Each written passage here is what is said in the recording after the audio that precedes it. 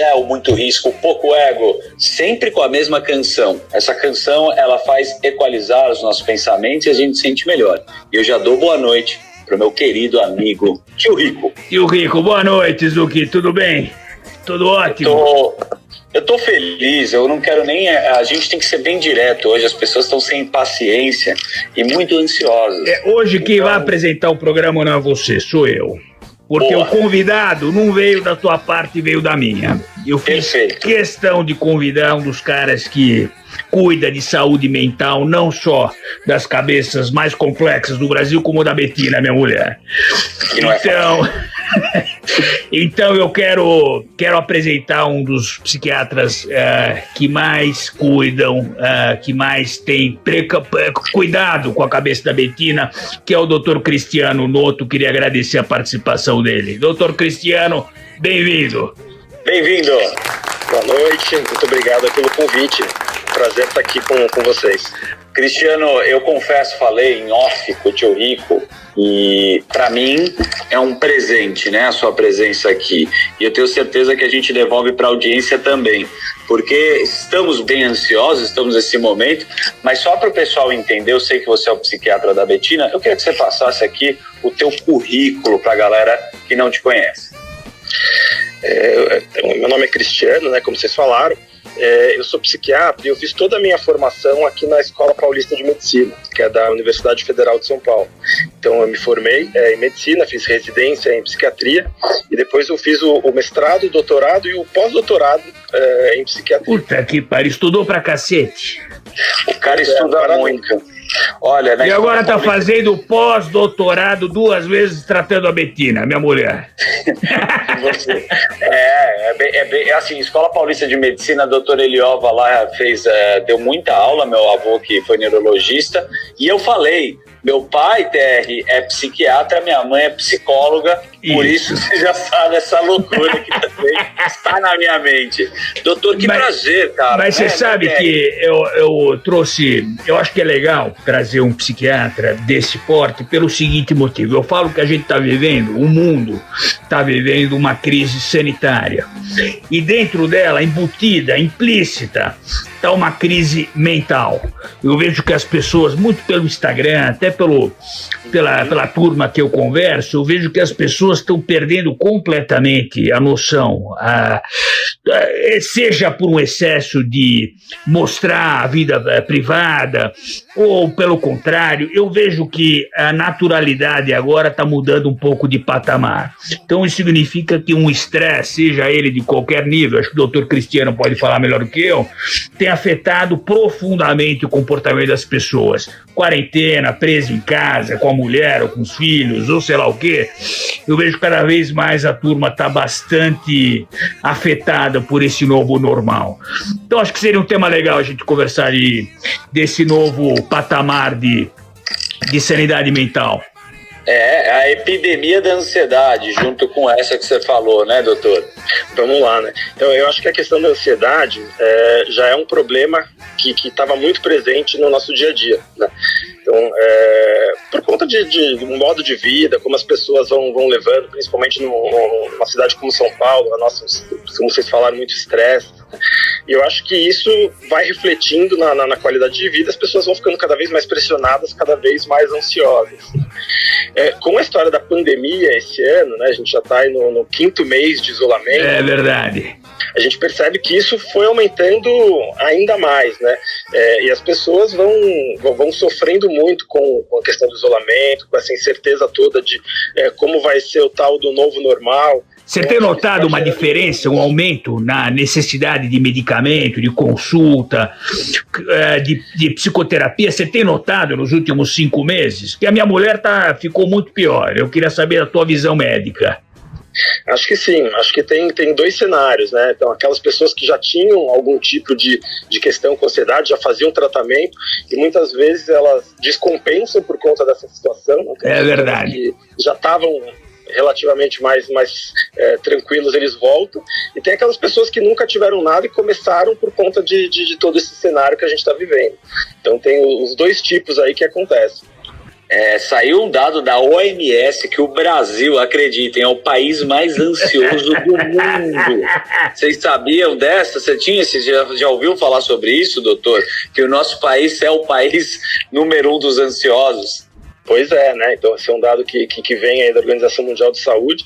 A gente sabe que é muito prevalente a questão da ansiedade, né? Então, cada 4 pessoas vai ter um transtorno mesmo de ansiedade, né? Não só alguns picos de ansiedade. E aí isso reflete também, né? O Brasil é um dos campeões na prescrição no consumo de medicamentos, né? Então, justamente por conta disso, né? Agora, esse nível de ansiedade. Abordar um assunto que eu quero entender um pouquinho melhor, eu confesso que eu nunca fui a fundo para entender. Existe uma linha muito tênue de ansiedade e depressão. É a mesma coisa, não é? Uma coisa leva a outra. Como é que funciona esse tipo de relação entre as duas coisas? Então, elas são muito próximas, né? Eu brinco que elas são primas. Primas, né? São Adoro primas. Diferentes. O que acontece é que quando a pessoa fica num estado de muita ansiedade, então com pânico ou com ansiedade generalizada, isso vai trazendo um sofrimento, um desgaste, isso muitas vezes acaba levando a um quadro com depressão. Então é muito frequente acontecer isso e vice-versa, né? A pessoa, quando ela também deprime, ela vai ficando mais angustiada e muitas vezes mais ansiosa por conta da depressão. Legal. Então, doutor, são parecidas. Então tá tudo misturado, né? Você pode estar depressivo com ansioso e vice-versa. Eu acho bom a gente destrinchar síndromes. A gente vai falar sobre várias aqui, né? Síndrome do pensamento acelerado, burnout, que tá tão na moda, tem muita gente, né, que tá tendo burnout, mas um pouquinho antes disso você falou os dados, né, de Rivotril, muita gente tomando medicação, que é um ponto que eu quero muito tocar com o TR aqui. Você sabe que eu nunca tomei nenhuma medicação, né? Não que eu não saiba. Conta, a gente finge que acredita, tá bom. Não que eu não preciso, e acho que esse é o maior questionamento na mesma pergunta. Tendo essa alternância de humor que eu e as pessoas têm, né? Uma hora você tá acelerado, uma hora você tá mais para baixo, uma hora bem feliz. Qual que é o momento que você sabe que a pessoa pode tomar uma medicação, né? Como que você avalia? Deve procurar ajuda médica, né? Não, com ajuda médica e não você prescrevendo aqui. Mas como que você avalia? Porque também tem um outro lado que também virou uma popularidade, um consumo exacerbado, nos Estados Unidos principalmente, aqui no Brasil também, do cara se automedicar, que é perigosíssimo. Então eu queria que você comentasse pra gente quando eu tomo a medicação e por que não se automedicar. Pois é, né? Eu acho que esse é o grande desafio aí da psiquiatria, né? Porque as nossas doenças, elas, de alguma forma, elas estão presentes no dia a dia de todo mundo, né? Então, só o que muda é a intensidade do que vai acontecer, né? Então, você fala de oscilações de humor, por exemplo, isso é normal na vida de todo mundo. A ansiedade, todo mundo tem algum grau de ansiedade. E aí fazer essa diferenciação de conseguir perceber qual é o momento que isso merece ser diagnosticado, merece ser tratado, é uma coisa complicada que vai ter que ser muito individualizada. A grosso modo, o que a gente utiliza é o critério de quanto esse sintoma está trazendo sofrimento, quanto isso está atrapalhando a vida da pessoa, quanto está incomodando no dia a dia. Então, está atrapalhando no trabalho, está atrapalhando nos estudos, nos relacionamentos. Então esse costuma ser o critério que a gente utiliza para fazer esse código. Buscar um medicamento ou não, ou seja, o quanto que a vida dela está sendo afetada pelo problema psiquiátrico, né? E não necessariamente medicamento, né? Principalmente a ansiedade, tem vários tipos de tratamento. A psicoterapia, ela tem um resultado muito bom. É verdade, você tem razão. E aí a gente tem que individualizar para ver qual é a indicação de cada pessoa, né? Se é a terapia, se é os dois, se é só o remédio. Eu vou mudar até a frequência aqui da minha voz, falar mais calmo. O papo é muito interessante, que a gente está conversando com o psiquiatra, e eu vejo o mercado também bipolar, oscilações. Não, bipolar não, tá tripolar o mercado. Sobe 5, cai 10, tá uma loucura. O mercado tá completamente louco. Deu uma oscilada, né? A bolsa deu uma caída, mas voltou a subir. O Guedes fica ou sai? Você que sabe mesmo. Eu fui hoje para Brasília. O Guedes é um pilar que não dá para sair. Eu não posso te dar uma resposta assertiva como eu gostaria, mas ele não pode sair. Não pode. O mercado já testou um pouquinho dessa incerteza e a gente não gostou. né? O Brasil não vai gostar de perder um cara do calibre do Guedes. Então eu fui lá, a gente trabalhou bastante, fez um carinho no Guedes. Falei, não, fica aqui, porra, lembra quando você já apanhou forte no passado? Isso aqui não é nada, você tá ajudando o teu país, não sei o quê. Bom, resumo da ópera, ele fez um discurso, disse que não vai sair, né? A gente espera que seja dessa forma, mas no geral o mercado testou níveis abaixo de 100 mil pontos, que deixa muita gente preocupada, inclusive o gringo, né? O gringo não... Zucchi, pensa bem, o gringo, ele quer vir para o Brasil, ele testa o Brasil uma vez, 2 vezes, mas o Brasil não perde uma chance de trazer uma estabilidade política, jurídica. A gente vê, a maioria dos fundos, tem muita gente boa aí, né? Mas tem alguns gestores que acreditam numa piora de Brasil.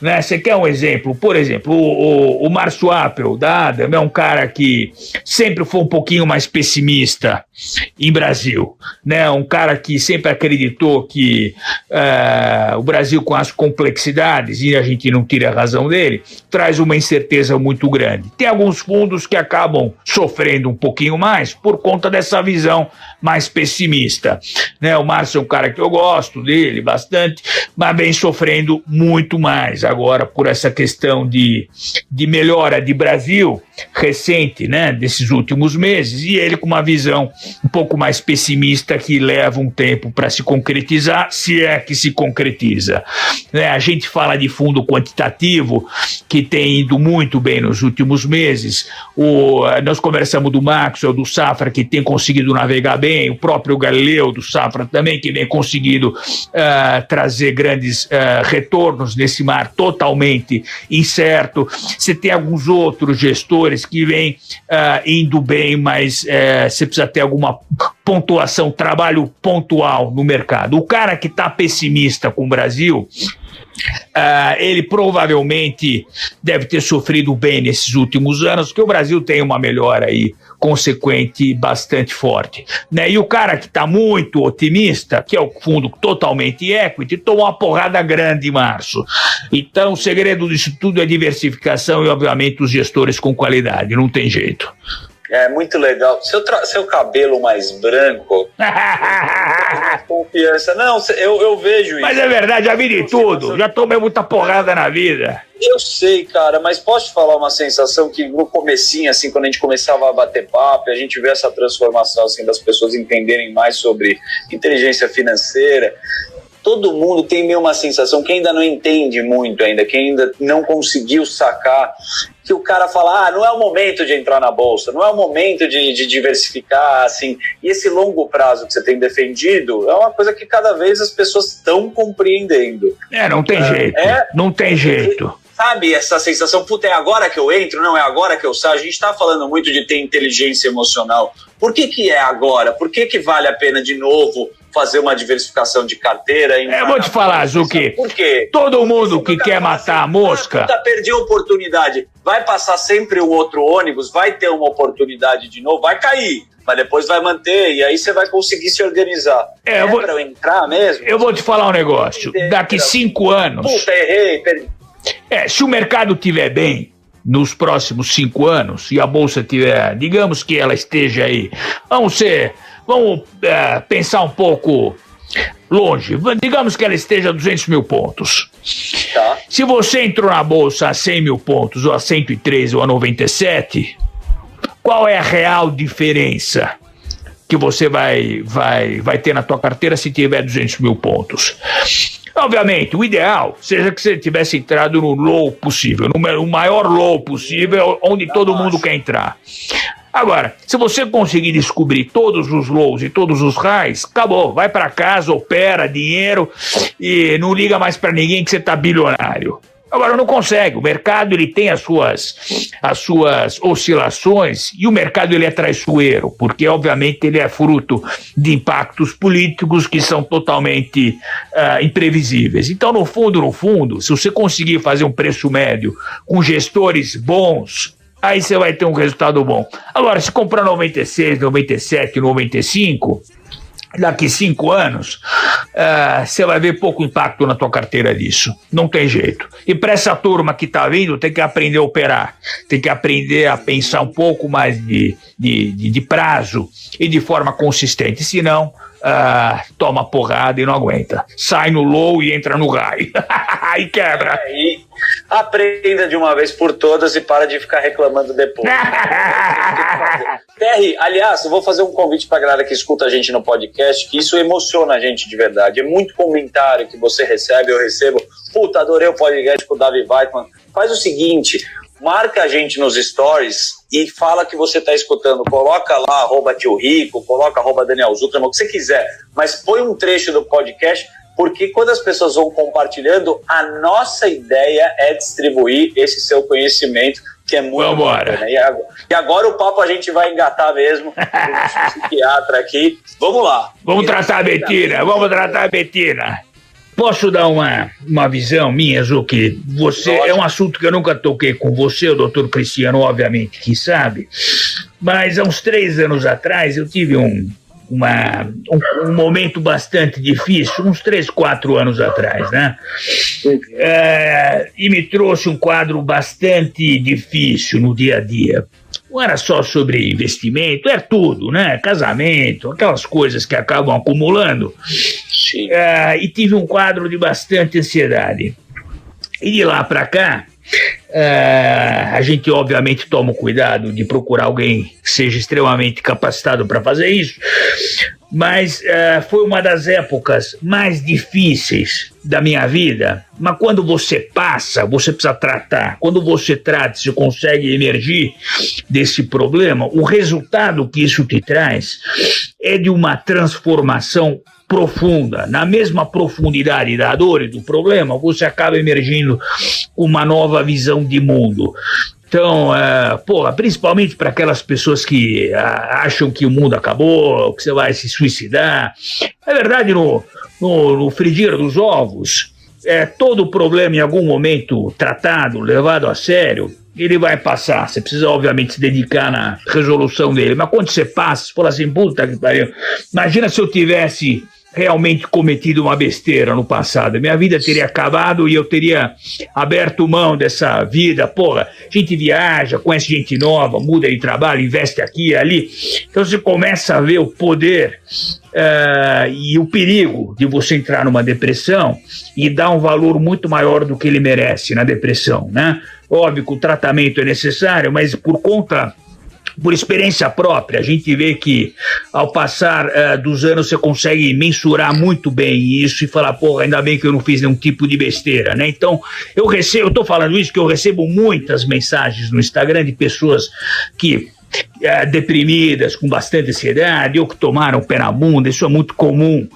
E ainda agora, no momento de pandemia, eu recebo muita gente de verdade em situações difíceis, com depressão, etc. Então, uma vez que tratou isso, você faz um acompanhamento bonitinho, depois você decola e vê como a vida é bela, entendeu? Muito legal você se expor dessa forma e trazer aqui esse assunto assim público.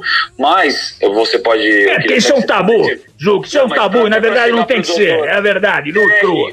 Você certamente sofreu um gatilho para isso acontecer, tá? E pelo que eu sei um pouco da história, né? Você já me abordou assim, não no ar.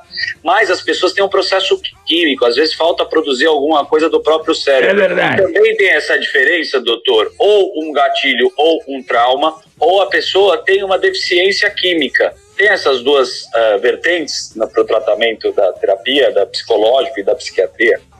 Normalmente, o que a gente vê nos transtornos mentais em gerais, né, inclusive a depressão, é que é um pouco de tudo, né, tudo junto.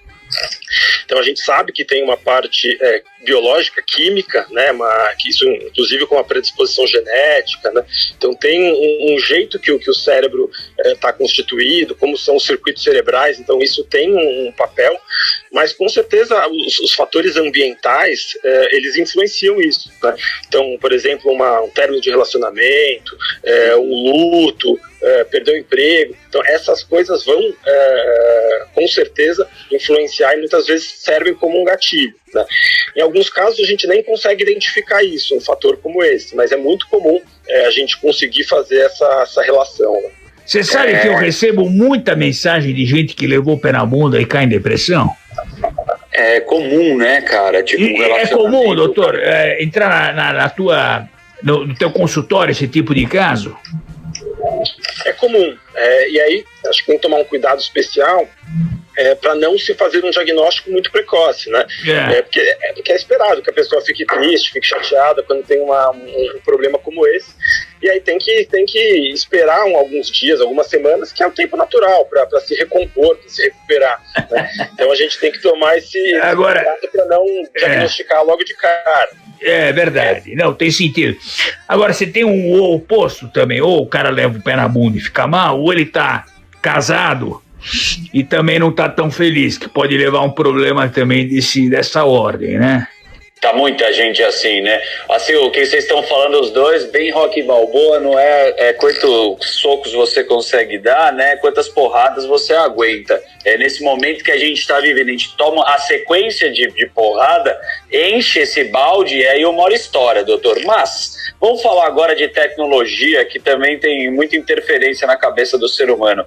A gente tá tendo muita opção. Nunca na vida a gente teve tanto acesso a diversas opções. Você vai abrir o Netflix, tem 50 mil catálogos, a rede social cada vez piorando, é TikTok, é Instagram, é Twitter. Esse excesso de opções que a tecnologia está nos levando nesse momento ajuda, colabora para doenças da saúde mental? Eu não consigo ver muito positivo. Eu acho que, na verdade, até pelo contrário. Eu acho que isso só gera mais ansiedade porque a pessoa, muitas vezes, fica perdida com tanto estímulo. Então, não sabe o que faz e, às vezes, fica perdendo tempo em coisas como rede social e aí vai ficando mais angustiada porque vai acumulando o trabalho, vai acumulando as outras tarefas. Então, claro que tem um lado interessante de trazer mais informações, né? A gente vê a própria Netflix, várias séries que discutem temas de saúde mental, depressão, que eu acho que podem contribuir. Mas no final eu acho que esse hiperestímulo talvez está até mais atrapalhe do que ajude. Se a gente pensar a maneira como o Instagram é colocado, de você tem nos stories lá em cima e o scroll up ou scroll down, onde você vai, coloca lá em cima e desce. Na verdade, isso é uma maneira de facilitar a interação das pessoas. E chega um momento em que, você precisa parar para pensar, será que eu estou gastando muito tempo no Instagram? Uma coisa que eu achei legal que o grupo do Facebook fez é tirar o número de likes, senão a pessoa fica viciada num número. Recebi só 100 likes, antes eu tinha 200, agora 500, hoje eu tive 50. Então, se na verdade você fica num ciclo nervoso e viciado no número. Eu acho que esse é um outro lado bem cruel, né, das redes sociais. Porque não só essa busca pelo like, né, mas como também todo mundo só posta aquele mundo maravilhoso. É verdade. Vai gerando uma ansiedade, uma angústia, porque todo mundo quer chegar numa coisa que é inatingível. Que é inatingível. Por isso, quando eu tô comendo polvilho ou salgadinho, esses bem vagabundos, eu falo, tô comendo polvilho aqui, uma delícia. Terry, você me desculpa, mas eu não acredito no Mark Zuckerberg. Vou te explicar por quê. O que ele fez lá, cara, pra mim é puro marketing. No final, e se a gente se aprofundar, e acho que essa vai ser a maior discussão, são os algoritmos e os dados. E aí o doutor vai poder também transitar e falar bem. Cara, a gente está sendo dominado por uma coisa que a gente nem sabe o que é quando a gente passa todas as nossas informações, e aquilo a gente vai sendo bombardeado por informações ou de publicidade ou de outras coisas que a gente não tem o domínio, que vai deixando a gente cada vez mais sem controle. Total, mas pensa bem. Nocivo. Não, você tá totalmente numa visão certa, mas pensa bem, quanto menos likes você mostra que você tem, mais você se sente propício a fazer propaganda daquilo que você quiser, se aumenta o mercado. É verdade. Acho que foi marketing, cara. Mas total.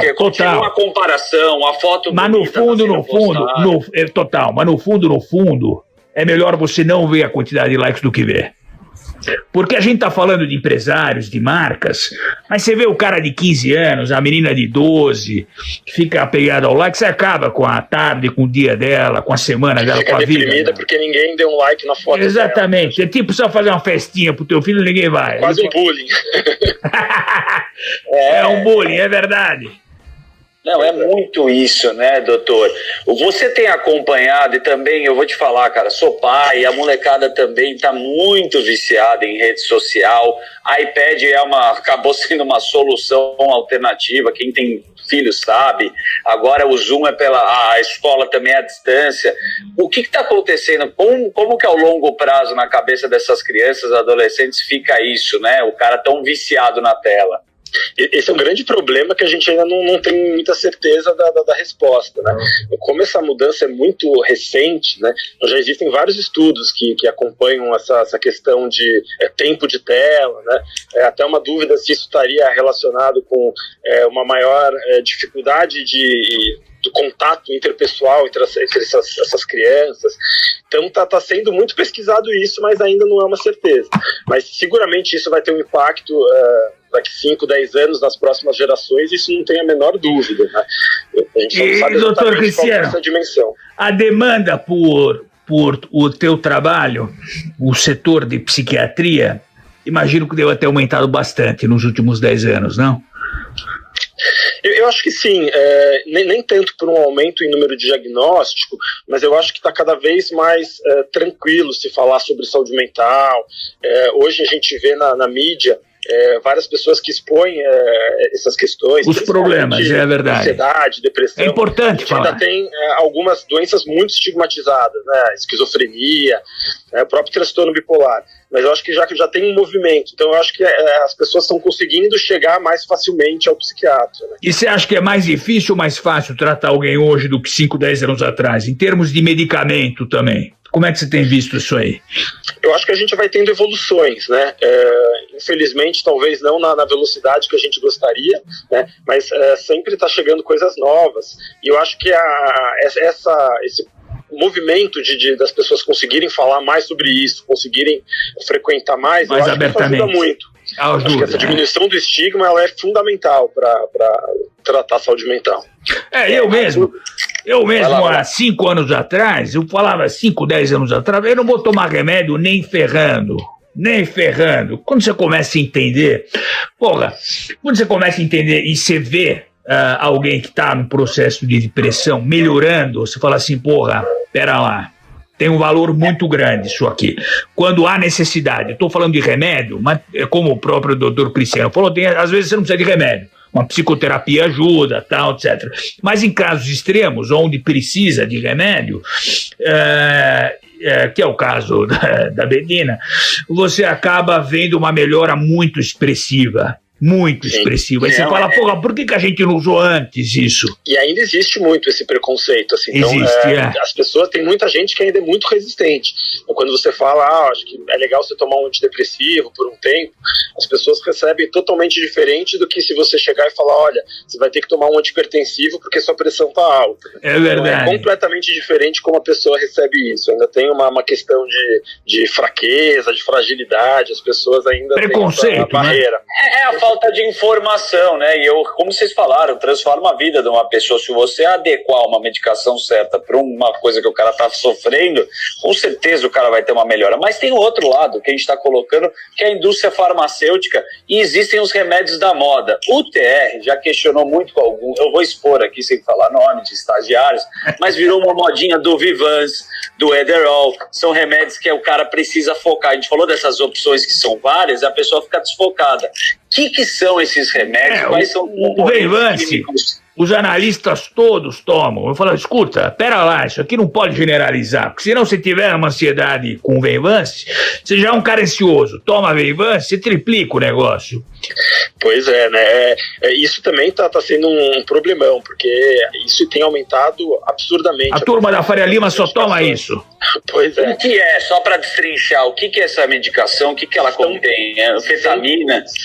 O caso do Vivance é um tipo de anfetamina, e tem alguns outros, né? A Ritalina, o Concerta, que são mais ou menos parecidos. Eles são psicoestimulantes, então eles são medicações que estimulam uma parte do cérebro, e elas são usadas normalmente para quem tem transtorno do déficit de atenção e hiperatividade. O grande problema desses remédios, que na verdade é uma solução muitas vezes, é que ele aumenta o desempenho cognitivo, ele deixa com mais energia, deixa com um rendimento maior, qualquer um que tomar. né? Então a pessoa quando toma, ela fica muito entusiasmada, porque ela consegue focada, mais, consegue prestar mais atenção, fazer uma tarefa mais chata, né? Só que obviamente isso, como qualquer medicação, tem todas as contraindicações, tem impacto, né? Então teve um uso discriminado. Isso, por exemplo, tem uma série no Netflix que fala sobre... Magic Pills, se eu não me engano. Take Your Pills, né? Take Your Pills. Fantástico, né? Muito legal. Essa série vale a pena para assistir. Agora, todo mundo toma, doutor Cris, isso aí, como se fosse remédio da tarde. Deixa eu tomar aqui um remedinho para estudar. Vou fazer CFA. Deixa eu estudar aqui. CFP, deixa eu tomar aqui. Virou um negócio de pílula, como se fosse uma balinha da tarde. Na verdade, é como se fosse um doping, né? Um doping cognitivo, assim. É verdade. Você consegue render mais, você consegue ter um desempenho artificial. O cara tomou Vivance pra focar e um Stilnox pra dormir. E aí eu quero que você entre agora nas medicações, que tem muita gente que dorme com um copo, depois a gente vai entrar com bebida alcoólica, que também misturam, pra dar aquela fechada no olho e dar uma apagada. Quais são as medicações também para as pessoas saberem que tomam e quais são os perigos dela? Por exemplo, Stilnox. Então, aí é um outro problema, né? O primeiro passo, quando a pessoa tem uma questão de sono, ou dificuldade para iniciar, ou uma insônia que acorda mais cedo do que o despertador toca, primeiro entender o que aquilo lá quer dizer, né? Então, normalmente esse é um sintoma, pode ser um sintoma de ansiedade, pode ser um sintoma de depressão, pode ter outras causas respiratórias, né? E aí esses remédios, como por exemplo o Stilnox, eles são indutores do sono, né? Então ele não está muito preocupado com qual é a causa da insônia, ele só vai ajudar a pessoa a dormir. Então o correto é se fazer uma investigação, fazer esse diagnóstico antes. E essas medicações, o Stilnox, ou o Rivotril, Frontal, o uso dessas medicações idealmente é por um período, então 1, 2 semanas, até você conseguir normalizar. E aí, muitas vezes com outra medicação, como antidepressivo, e aí você para, né? Então, o uso desses remédios por tempos mais prolongados, isso pode causar uma dependência, pode causar uma... O Frontal é tarja preta, não é, doutor? Pois esses remédios de tarja preta é justamente por isso. E vicia quimicamente? Quimicamente. Ou seja, se o cara não quiser, quimicamente o corpo pede, né? E aí ele não consegue dormir no dia seguinte, aí ele vai ficando angustiado. Puta, é um inferno isso. A gente vai brincando com o nosso cérebro. Isso é perigoso, Zuki. Uma outra coisa da Faria Lima, TR, é aquele Juul lá, aquele cigarro eletrônico. Você adora isso aí. Nossa, eu paro de fumar, parei, né, já com chiclete de nicotina, eu volto. Isso daí dá picos de nicotinas alternados no teu cérebro, que o cara tá fumando o tempo inteiro. O tempo inteiro. Você pode fumar em lugar fechado e quase ninguém percebe. E o pessoal tá usando muito disso, aí tem discussões também sobre isso. As pessoas estão precisando de válvulas de escape. Então, nicotina, álcool pra cacete. Tem também o aumento, né? Que os caras estão tomando de vinho aí na quarentena, não é brincadeira. Você tem sentido isso, que as pessoas têm bebido mais, que estão, acelerando no giraia? Desculpa o termo. Sim, isso tá muito bem documentado, esse aumento aí de consumo, né? Tanto por uma coisa ambiental, né? Então as pessoas ficaram em casa, então perderam um pouco a noção de fim de semana, dia de semana, né? Então facilitou um pouco essa coisa do uso do álcool. Então tem gente que tá bebendo todo dia. Pra mim, todo dia é segunda-feira, viu, doutor? E tem o outro lado também, né? Que é usar o álcool ou uma outra coisa como válvula de escape mesmo. Então tá muito ansioso, então acaba bebendo mais como uma automedicação. Agora, é um negócio perigoso. Eu queria estrichar um pouquinho melhor a questão da nicotina, né? Porque você falou do Juul, Zuki, o Juul tem nicotina, né? Como é que a nicotina atua no corpo? Eu não fumo, graças a Deus, mas como é que a nicotina, porque é químico o negócio, então como é que isso interage? Às vezes a nicotina deixa o pessoal um pouco mais ansioso, um pouco mais apático. Como é que você enxerga a nicotina, a reação da nicotina no corpo? A nicotina, ela é classificada como um estimulante também, então é da mesma família aí do Venvance. E aí, como todo estimulante, ela pode trazer um aumento da ansiedade, uma agitação. Não dorme direito.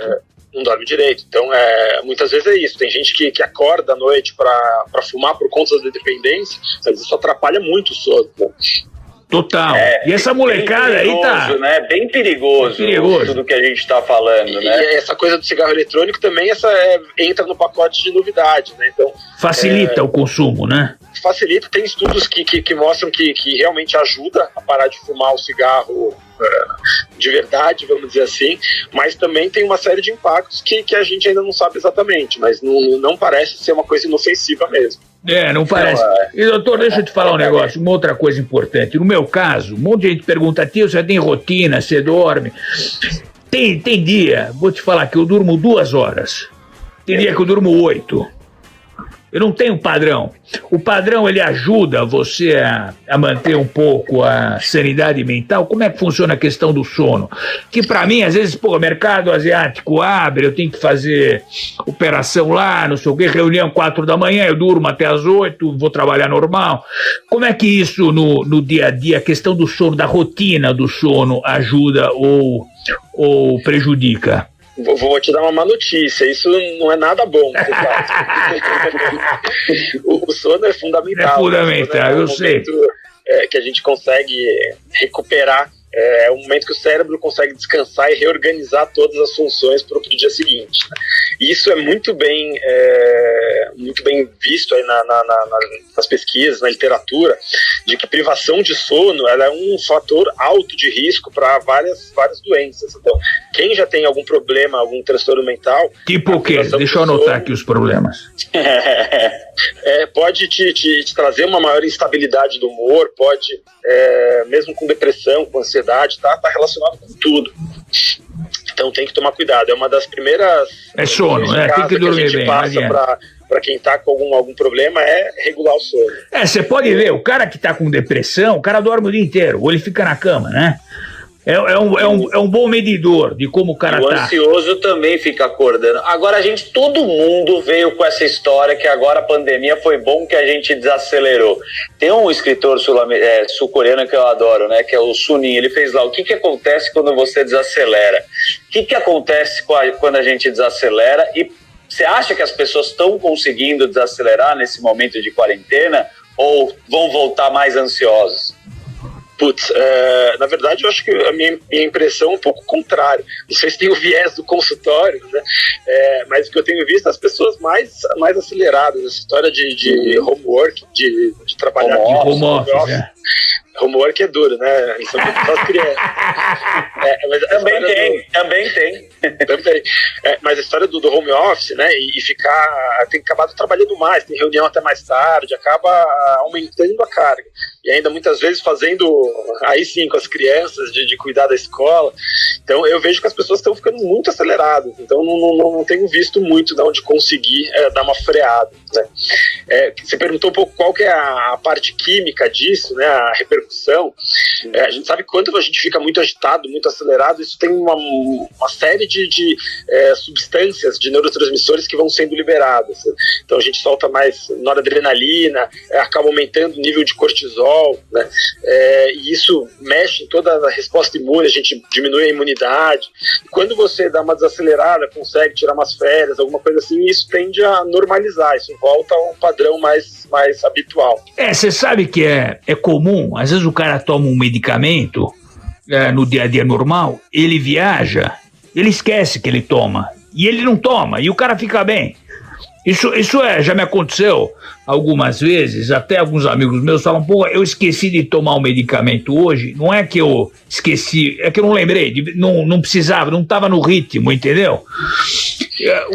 Eu brinco que às vezes isso pode ser um bom sinal, né? Quando começa a esquecer, não precisa. Então tem esse fator. Mas tem uma coisa que os remédios, normalmente eles têm uma ação meio que cumulativa, né?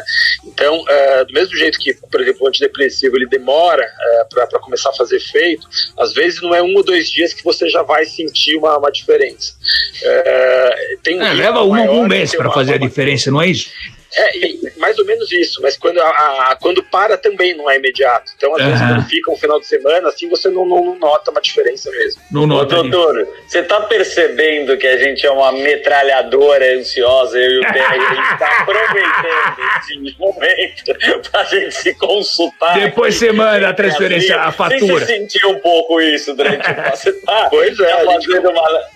a gente conversa, todo mundo vai se identificando, né? Vai aproveitando, assim, o meu amigo. Total. Isso, às vezes quando eu vou... do inglês, né? Morou no meu prédio.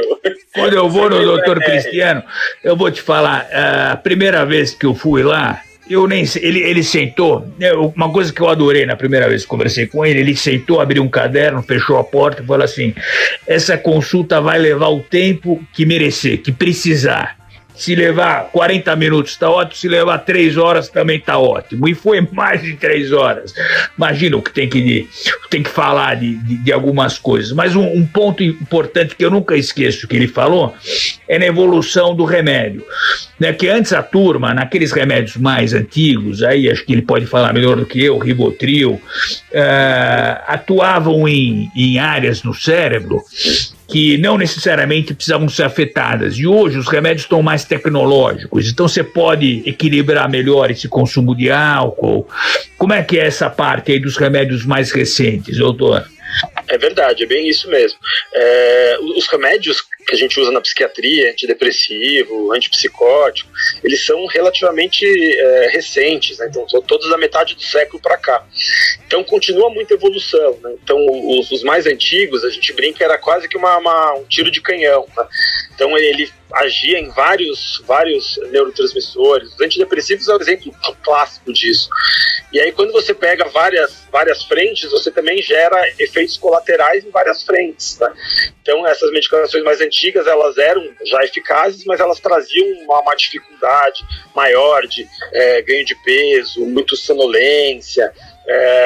E aí as medicações mais novas, elas conseguem ser mais específicas, e aí elas são mais bem toleradas, né? Então isso tem melhorado bastante.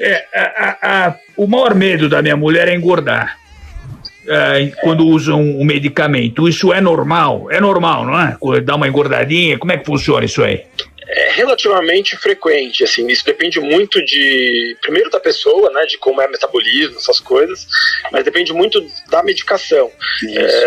Então tem alguns, e às vezes da mesma classe, tem um antidepressivo que está muito relacionado, outro está menos, às vezes até usado para emagrecer, né? Pode tirar o apetite também, né? Às vezes pode, né? Então isso depende muito da droga. Então quando a gente faz uma consulta, a gente tem que entender qual que é o que está acontecendo. Então a pessoa está com diminuição do apetite, emagreceu, então daí pode ser legal, que aumenta um pouco a fome, ou um remédio que dá mais sono, se ela está com insônia. A gente tem que ir escolhendo a medicação de acordo com o perfil de cada um. Sim, agora, se a pessoa engorda, é porque o medicamento engorda ou porque ela está um pouco mais tranquila e acaba comendo mais e não se preocupando tanto com o corpo? Qual que talvez é o viés aí? Ou ela casou. Puta, se casou, meu amigo, vai engordar 50 quilos, não tem jeito. Pois é, eu acho que tem até estudo que fala isso, acho que é 10 quilos que engorda depois do casamento. Eu nunca mais consegui emagrecer depois que eu casei. Mas eu brinco que assim, que o remédio ele não tem nenhuma caloria, então ele não engorda, né? O que ele faz é poder mexer nessa questão do apetite. Então às vezes ele aumenta muito o apetite e muitas vezes ele mexe nesse circuito, ou da ansiedade. Então às vezes a pessoa come muito porque está ansiosa e o remédio pode melhorar, ou às vezes ao contrário, às vezes estava super deprimida, então nem conseguia comer, e aí o remédio normaliza isso, né?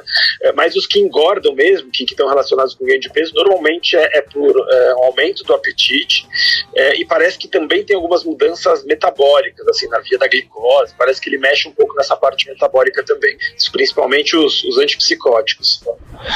Isso é um ponto importante. E quem está no tratamento... Fala aí.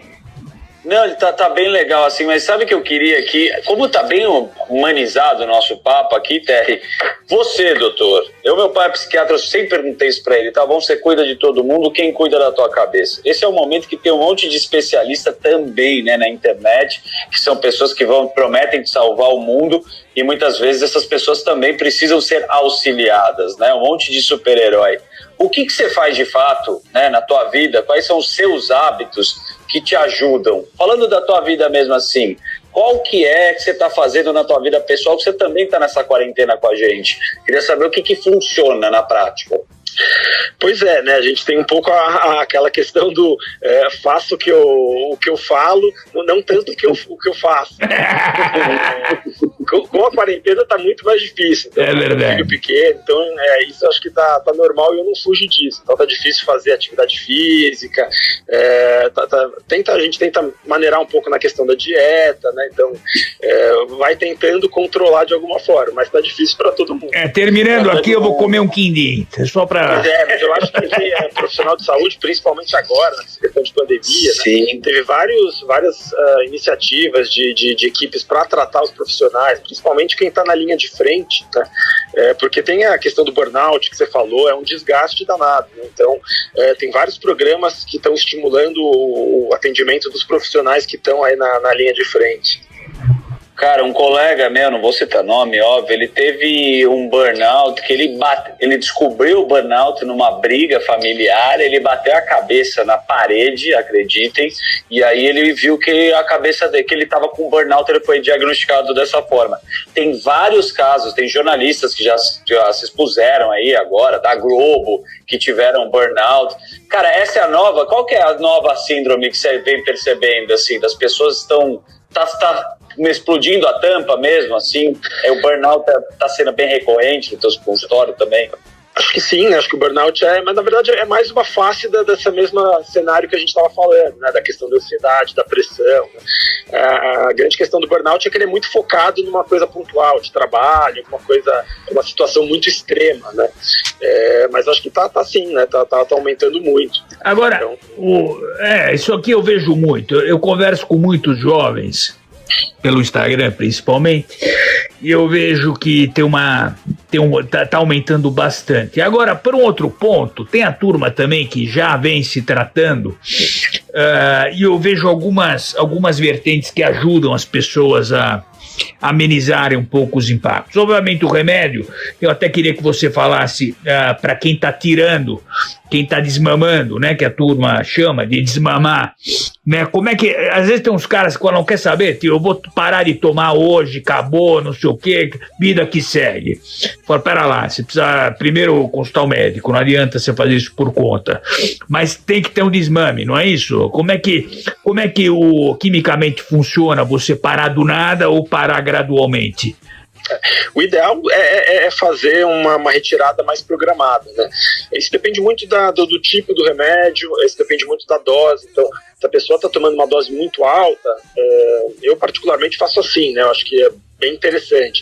Vai diminuindo, vai sentindo, porque muitas vezes os sintomas de alguma forma vão voltando. Por exemplo, quando a gente está tratando a ansiedade, é esperado que volte um pouquinho o nível de ansiedade, né? Sim. Então eu costumo fazer esse processo, assim, vai com uma dose um pouco mais baixa, fica um tempinho, sente como é que tá, daí a gente vai para um outro degrau, né? Tem algumas medicações, se o paciente está tomando uma dose baixinha ou já está há um tempo, que até pode fazer uma retirada de uma vez, assim, mas entendi. E no longo prazo, o cara que fala, quer saber, eu não consigo tirar porque de fato eu tenho vários problemas, e eu não consigo, eu uso isso como um apoio, uma muleta. Se o cara ficar usando no longo prazo, 5, 10 anos, 15 anos, existe algum efeito? Porque, se a gente parar para pensar, é uma muleta, mas se o cara tá sempre com o pé quebrado, a muleta vai sempre ajudar, né? Como é que funciona isso no longo prazo, no corpo? O uso de longo prazo, ele não parece que não tem nenhum problema. Então, as medicações já estão há um tempo, né? Muito pelo contrário. Hoje a gente entende que um remédio, quando ele é bem indicado, ele tem uma ação muito mais neuroprotetora, né? No sentido de evitar uma crise, do que algum risco degenerativo, de atrapalhar o cérebro, né? Só que essa indicação não é para todo mundo, né? Então, tem alguns quadros que a gente indica o remédio continuamente. Então, por exemplo, se a pessoa tem depressão, já teve vários episódios, então o risco dela ter um novo episódio, ele é muito maior do que o risco, por exemplo, de tomar medicação a longo prazo. Então, a gente indica. Entendi. Mas não é para todo mundo. O que tem que tomar cuidado dessa história da muleta, né, de não tomar as outras medidas, né? Então, você usa o remédio para se acostumar com aquela situação que gerou um estresse danado. E esse é um risco. E na verdade você devia tratar o que gerou o problema e não o remédio. Você deveria diminuir a tensão, fazer uma atividade física, fazer uma psicoterapia. Você devia mexer um pouco na sua rotina para evitar que aquilo acontecesse. Eu acho que terapia, doutor, todo mundo precisa fazer. Na minha visão, eu sempre falo aqui no podcast, no Instagram, o autoconhecimento é algo extremamente importante. Na verdade, eu acho que o cara só realmente é feliz de verdade quando ele se conhece, quando ele não tenta se encaixar no ambiente ou em situações em que ele acha ou ele pensa que ele deveria, mas no fundo, o caráter, o tipo dele, não faz com que ele se encaixe de verdade nesse momento. Então o cara fica forçando um triângulo dentro de um quadrado, nunca funciona e o cara fica tentando empurrar, chega uma hora que ele não aguenta mais e dá uma pane no cérebro. Então acho que o autoconhecimento é a coisa mais importante que existe para a gente saber aonde a gente quer chegar, como a gente quer chegar e até onde a gente aguenta no dia a dia. Não adianta você acelerar um Fusquinha para andar igual uma Ferrari que ele vai fundir o motor, entendeu?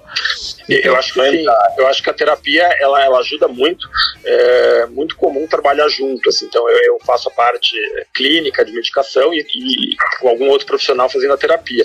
A terapia ajuda em vários aspectos, né? Então da pessoa conseguir identificar o problema, conseguir desenvolver estratégias para enfrentar, conseguir perceber como que ela reage, o que está causando aquilo. Então, como a gente está falando de doenças que têm várias frentes e várias origens, né? A gente sabe que essa questão do dia a dia influencia muito, então ter um lugar para cuidar disso é fundamental. Você sabe que uma maneira que eu descobri que faz muito bem para minha cabeça é fazendo filantropia.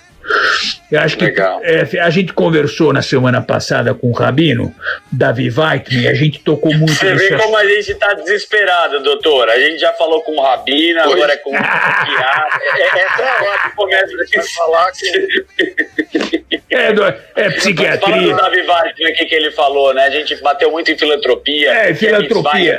Fazer boa ação acaba trazendo um benefício bem legal, né? Não, é impressionante. Você ajudando as outras pessoas, você tem um benefício próprio muito grande. Uma das maneiras que a gente discute, quando a gente olha muito para o seu próprio umbigo, você quer que as coisas aconteçam da sua maneira. E quando elas não acontecem, você fica a pé da vida e acaba entrando numa espiral horrível. Quando você cria uma oportunidade para alguém que é bom, ou o cara quer fazer faculdade, você dá uma ponte para o cara fazer um estudo, você vê o cara empolgado. Porque no dia a dia, depende da tua situação econômica, social, política, etc. Assim, não, isso aqui é uma faculdade, se quiser entrar, faz. Mas tem gente que é boa e não consegue entrar por questões financeiras, etc e tal. Mas quando você dá uma oportunidade, seja ou em dinheiro mesmo, ou seja um ato, como a gente falou lá, de dar alimento para os mais necessitados, dos protegidos, enfim... o bem que você se sente, o você que está fazendo é um negócio imensurável. Então isso é uma coisa que ao longo do tempo eu descobri que faz tão bem quanto o remédio. É impressionante. Cada um tem que descobrir o que faz bem, né? É verdade. Essas questões, o hobbies, fazer esporte, acho que cada um acha aquilo que faz sentido e que tem um significado e gera um bem-estar, né? O esporte é um deles também, né? Esporte, geralmente, você solta um pouco mais de endorfina. Pra mim é a terapia, cara. A corrida, assim, não é nem pra questão estética mesmo, eu fazendo esporte. Você tá precisando emagrecer um pouquinho, de verdade. Nossa, que engordei nessa quarentena, doutor. Pedi até alguma coisa pra você, mas a verdade é essa, os pilares a gente já sabe quais são. O difícil são organizar todos eles. A gente já sabe o que é pra fazer. Só que a gente não cria esse hábito, né? A gente acaba... E muitas vezes, infelizmente, é isso, né? Quando tem uma crise, quando tem uma situação mais aguda, que aí você toma um susto, né? Igual quando a pessoa tem, por exemplo, um infarto, né? Daí ela começa a fazer... Começa a buscar, É a mesma coisa, né? Só quando você pifa que você se dá conta de que estava passando do limite. Dos limites, é verdade. Para fechar a tampa, nosso querido TR, falando sobre isso, para a pessoa não ir no limite, né? Que a gente tem muito risco, pouco ego, queria que você passasse agora para a turma que está ouvindo a gente neste momento, que está com a intolerância, com a incerteza do que vai acontecer. Que recado que você pode dar para saber, para procurar o seu trabalho ou para elas mesmas buscarem um caminho nesse momento que estamos aqui, para a gente fechar a nossa consulta grátis. Olha, depois eu mando a fatura para você, viu, Zucchi? Tá bom. Mas, doutor Cristiano, pra gente fechar aqui, ó, porque eu sei que você tem seu tempo, a gente tem que respeitar ele. Exato. Também. Não, para fechar. Eu acho uma puta do podcast. Quem tá ouvindo recebeu junto com a gente essa sessão. Não tem nada a ver com vocês, não tenho a menor dúvida. Não, eu acho que uma boa dica é tentar focar no agora, sabe? Eu acho que a questão da ansiedade, ela tá muito relacionada com a antecipação, né? Então a gente fica uma ameaça, alguma coisa que vai vir. Né? Então tentar fazer as coisas bem feitas agora, tentar ter uma rotina, melhorar a qualidade de vida, então fazer um exercício, ficar com os filhos, ficar com a família quando tiver essa possibilidade por conta do isolamento. Eu acho que tentar evitar um pouco essa antecipação, né? Porque acho que é uma situação muito nova, né? Então é natural vir essa insegurança, mas quando a gente entra nessa espiral e fica só pensando, só focando lá na frente, a gente acaba não conseguindo resolver o dia a dia. Nem o presente, nem o futuro, né, doutor? E aí fica empacado, né? Então acho que essa é uma boa dica. Eu gosto do termo monkey minds, macacos que ficam pulando no teu cérebro, ou eles pulam do galho para frente ou do galho para trás. Tem que sossegar o macaco que tem na nossa mente, né, doutor? É isso que a gente tem que fazer. Acalmar os nossos macaquinhos. E no final do dia... Eles não param de pular, TR. Não tem como não agradecer, hein?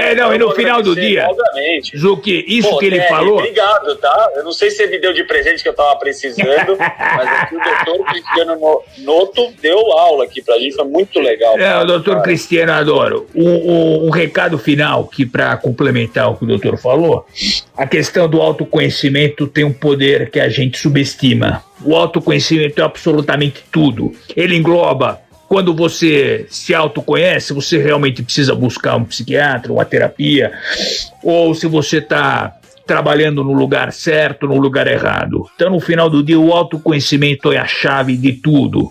Então, uma vez que você se autoconhece, você decola. Acho que sim, e se perceber que tá saindo do controle, que tá muito puxado, procurar ajuda, né? Então procurar um psicólogo, procurar um psiquiatra, fazer uma avaliação para conseguir controlar, que quanto antes consegue tratar melhor, né? Não deixar sofrer tanto. Doutor, vamos fazer a próxima consulta da Bettina via Zoom, tá? Fica tranquilo, a gente não é lá fisicamente. O novo normal. Você viu que a gente não expôs nada, Bettina, nem da terapia de casal que vocês fazem. Do que vamos dar de presente pro Paulo Guedes uma consulta com o doutor Cristiano? Eu recebo na rádio muito artista, né? E o cara dá o show e a gente divulga ele, né? No final, o serviço do cara. Nosso doutor aqui, eu não tenho como não passar aqui. Obrigado, doutor Cristiano Noto, o nosso médico formado pela Escola Paulista de Medicina da Universidade Federal de São Paulo, também fez Unifesp, né? É um belo currículo, tem residência em psiquiatria na Unifesp. E quem quiser te procurar, como é que faz, doutor? Quer passar o e-mail? Como é que faz pro cara? Tem muita gente que vai ficar interessada aqui pelo seu trabalho, ler um artigo seu. Teu espaço está livre aqui, viu, TR? A gente pode apostar na ação do doutor aqui, que vai agora não. Na farmacêutica. Na farmacêutica. Eu posso deixar o contato, o e-mail, se alguém quiser, csnoto, né, NOTO, @gmail.com. CS S de sapo. Mas aí que o Mossad cortou na hora que você falou. Fala de novo aqui, ó. CS Cristiano, né, o S de Souza, Noto, NOTO, @gmail.com. Eu tô te mandando e-mail. Agora. Esse me responde, doutor. Doutor, obrigado pela tua presença e a gente se vê em alguma consulta aí no teu escritório. Eu que agradeço vocês. Boa noite. Um beijo grande. TR, muito obrigado pela consulta. Eu não tenho nem como te agradecer. Eu vou até colocar a música aqui e me despedir, que foi genial. Pode colocar a música e vamos embora. Um beijo grande.